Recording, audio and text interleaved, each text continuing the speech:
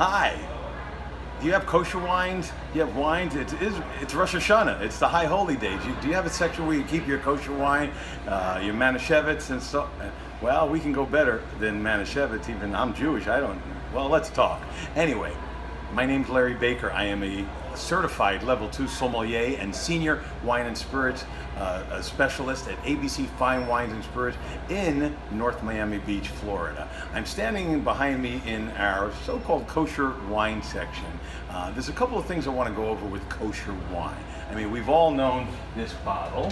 We've seen the Manischewitz. My family used to drink this. It's very, very sweet, and you use it to make recipes more so than drink or just as a ceremony, usually during Passover. But there's so much more wine more wine than kosher. Sorry for my bald head, but I have no cameraman anymore.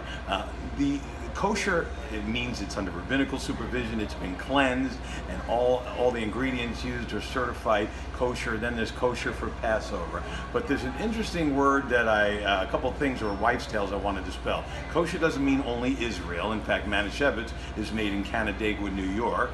And number two, kosher doesn't mean that only kosher people can drink it. And it's also from wines from all over the world. Even some of the famous Chateau Lafite, Rothschilds, and Chateau Petrus, Chateau Mouton Rothschild, all the first growths, they all have a kosher version where they clean out the winery and make kosher wine. And then there's also a process. It's called mevushal, M-E-V-U-S-H-A-L. Now, kosher winemakers will tell you that it doesn't affect the taste of wine. It's a form of flash pasteurization, kind of boiling it, but it's flash. They could say it doesn't affect the wine. I say it does, but that's a matter of opinion. And to some Orthodox religious Jews, it's important so that during a holiday or at a restaurant, a non-Jewish person can handle the bottle and serve a Jewish family. I'm not that religious, but hey, we do have wines that are mevushal. But I want you to understand that even some popular Moscatos that are from Israel that you drink are mevushal. And I'm kind of against that whole process. If you're not Jewish and you're not really strictly kosher, that you shouldn't buy wines that are not mevushal. And the good ones never will be. They will put not mevushal.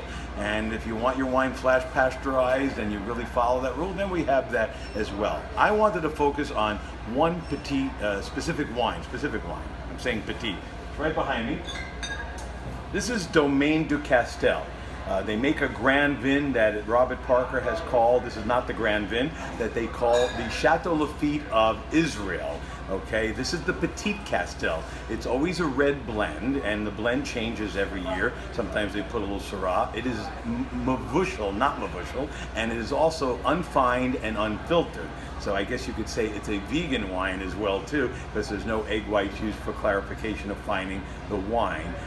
But the wine is aged for 14 months in oak barrels in the Judean hills and in Jerusalem, in Judea, and it's literally, if you're a Napa Cab drinker, a Napa Bordeaux drinker, Bordeaux blend drinker, or you're just a Bordeaux drinker, at $48.99, I would say, like Robert Parker says, the scores keep going up and up and up. Even on the Petit Castel, the recent vintage scored 92 points by Wine Advocate. I would say it might be considered at $48.99, maybe in the top two wines in this entire ABC Fine Wines and Spirits. I mean, the Petit Castel on this year and on any vintage that it is Merlot driven with a little bit Cabernet Sauvignon, and this one they put a little Petit Verdot in, sometimes they put a little Syrah. If it's Cabernet driven, the years like this, the 2016, that are Merlot dominant, like 60% Merlot in that area, those are the years that have a little bit more softness, a little bit more finesse, and a little bit less tannin grip, but one of the most elegant wine. I'm telling you,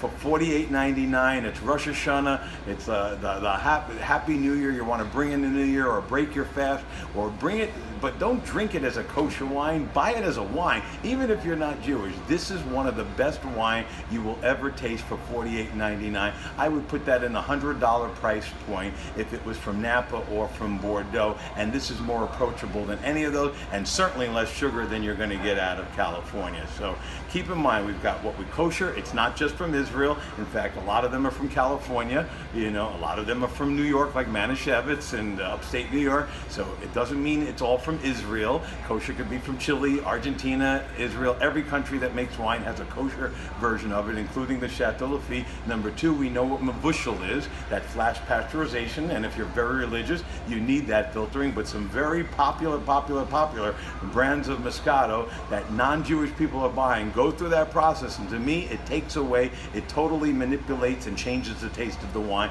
by pasteurizing first. And if you're not Jewish and you're not kosher, strictly kosher, why buy a wine that's been boiled or flash pasteurized? I don't get it. But that's just my opinion, and a lot of wineries' opinion who specifically write non-mevushal. And number three, you don't have to be Jewish to drink a kosher wine.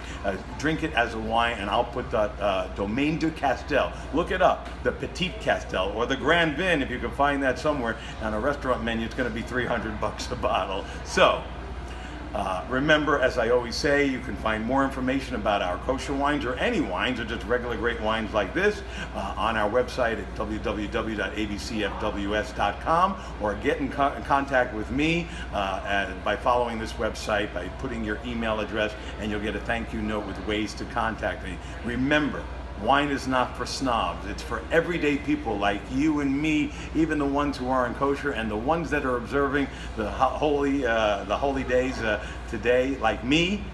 Lashana Tova. See you next time.